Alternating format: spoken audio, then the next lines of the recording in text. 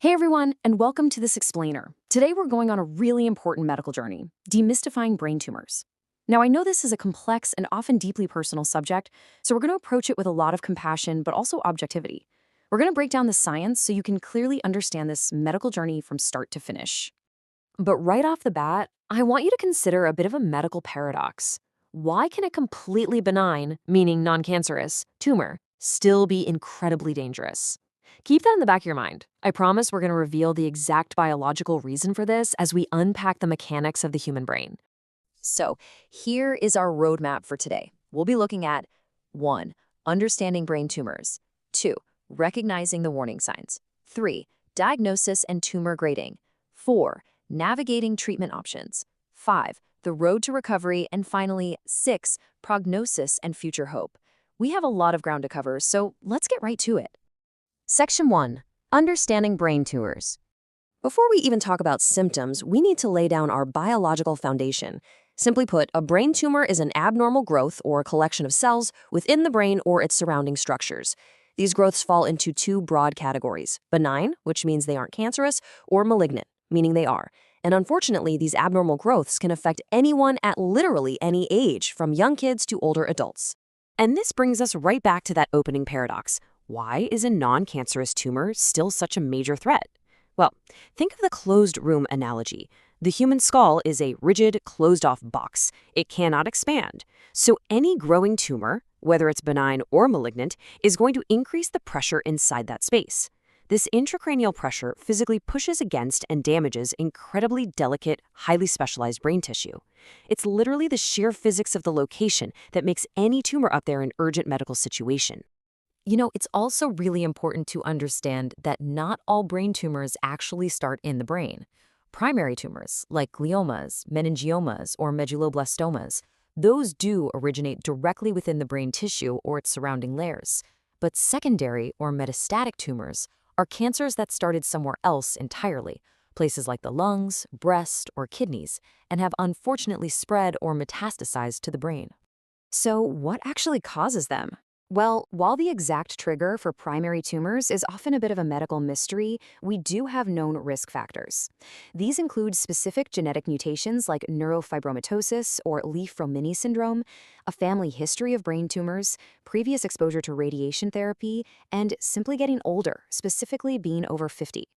Oh, and to clear up a very common misconception, your everyday mobile phone use has absolutely not been conclusively proven to cause brain tumors. Moving on to Section 2, recognizing the warning signs. So how does a tumor physically show up in everyday life? Well, because different parts of the brain control different things, physical pressure creates very specific functional issues. For example, pressure on the optic nerve is going to cause blurred or double vision. Pressure on the frontal lobe, that might trigger noticeable changes in memory, mood swings, or even shifts in personality. Other major red flags include unexplained nausea, a feeling of unsteadiness, new-onset seizures in adults, and persistent headaches, especially if they're noticeably worse right when you wake up or when you cough. Okay, I want to slow down just for a second here, because this next point is absolutely crucial. A headache can just be a headache, sure, but there are specific emergency warning signs that mean you need medical help right now. Sudden seizures, a sudden loss of consciousness, a severe headache that is getting rapidly worse, or rapid mental decline. No waiting around. These are medical emergencies requiring immediate care. All right, Section 3, diagnosis and tumor grading. When it comes to getting a diagnosis, the medical detective work generally follows three main steps. Step 1 is laying the foundation, with a full medical history and a thorough neurological exam to test things like reflexes, balance, and senses. Step 2 is imaging. And I really want to highlight that the MRI scan is the single most important tool here. It gives doctors incredibly detailed pictures to map out the tumor's exact size and location.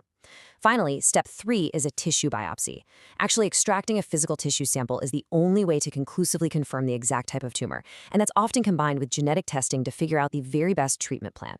And once doctors have that tissue sample, they assign it a grade, which basically predicts how the tumor is going to behave. Grade 1 tumors, they're slow-growing and often completely curable. Grade 2 are also relatively slow but do require very careful monitoring. By grade 3, we're looking at faster-growing malignant tumors. And finally, grade 4 indicates a highly aggressive, rapidly dividing cancer, a really well-known example of this being glioblastoma. Let's move to Section 4, Navigating Treatment Options.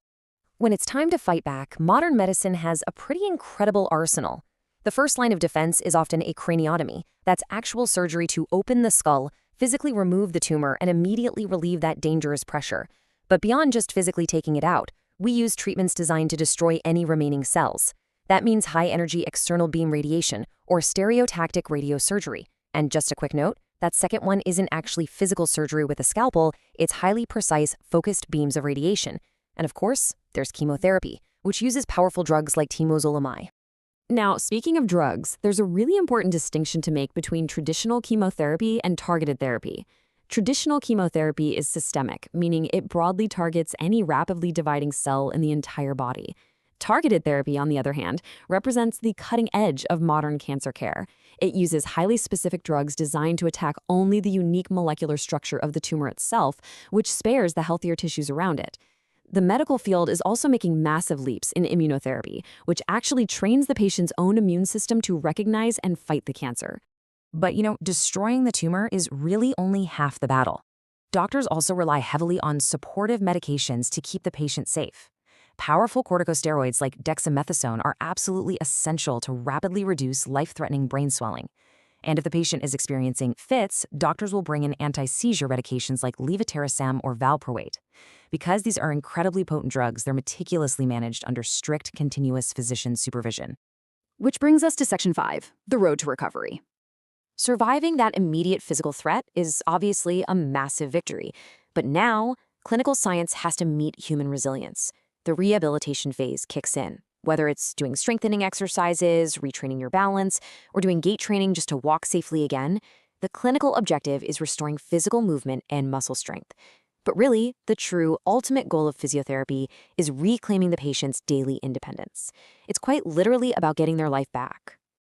And that drive for real independence requires holistic support, way beyond just getting back on your feet. Occupational therapy is amazing for this. Therapists help patients relearn how to perform their daily tasks, figure out adaptive devices, and even plan safe modifications for their home. Paired up with that is speech therapy, and this isn't just about overcoming language barriers. It's also vital for retraining the incredibly complex muscles required to safely swallow food and drink. Together, these therapies help a patient safely and confidently interact with their world again. Finally, Section 6, Prognosis and Future Hope. So what comes next? Well, after the diagnosis, the surgery, and the rehab, outcomes really do vary, and it depends almost entirely on the tumor's specific type and grade. Malignant tumors, for sure, require rigorous, ongoing care. However, it is deeply reassuring to know that thanks to huge advances in neurosurgery, many benign tumors are actually completely surgically curable, resulting in fantastic long-term outcomes. And across the board, whether we're talking benign or malignant, getting an early diagnosis dramatically improves survival rates and preserves your quality of life. This really brings us to the core message of this entire journey. The source material spells it out perfectly. Recognizing symptoms early, obtaining prompt diagnosis, and receiving appropriate treatment can significantly improve outcomes and quality of life. It all starts with awareness. You simply can't seek out a prompt diagnosis if you don't know how to recognize those early signs. And that wraps up our explainer for today. I want to leave you with one final, provocative question to think about. Now that you know the critical early warning signs of a brain tumor, how are you going to use this information to protect your own health and support the people you love? Knowledge truly is power, especially when it comes to our health. Thank you so much for joining me today to explore this really important topic. Keep learning, stay observant, and take care of yourselves.